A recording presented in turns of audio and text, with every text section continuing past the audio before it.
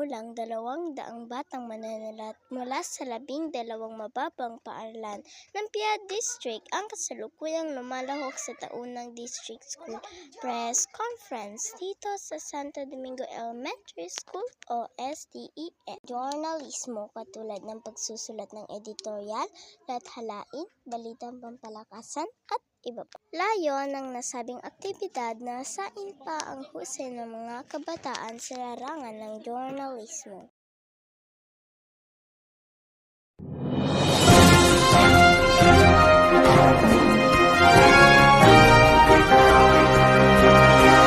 Ang pahayag ni Catherine Kate B. Calvo, batang manunulat ng Santo Domingo Elementary School.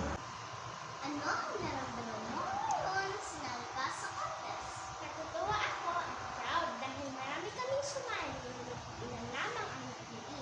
Isa ako doon. Ano ang ginawa mo pagkahanda sa contest? Nagbasa ako ng nagbasa at nanood ng balita. Pagkatapos ng klase, ay nagsusulat kami ng coach. Maraming salamat, Kate!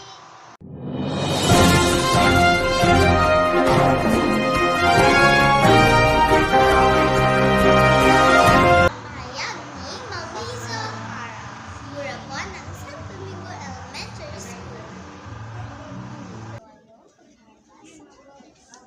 Una, pinagsulat namin ang mga bata.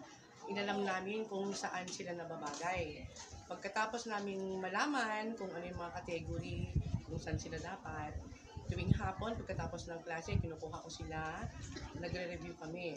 Pag Sabado at Linggo naman, pinapapunta ko sila sa bahay at doon ay nagre-review ulit kami.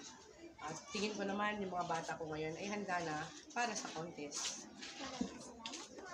Welcome!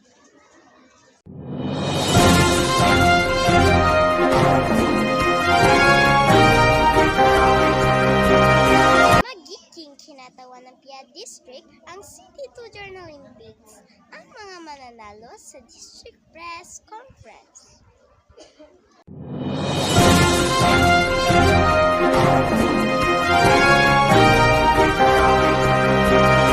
Yan po ang pinakahuling balita sa oras na ito.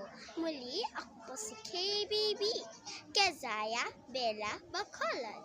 Nagbabalita mula dito sa mababang paaralan ng Santo Domingo para sa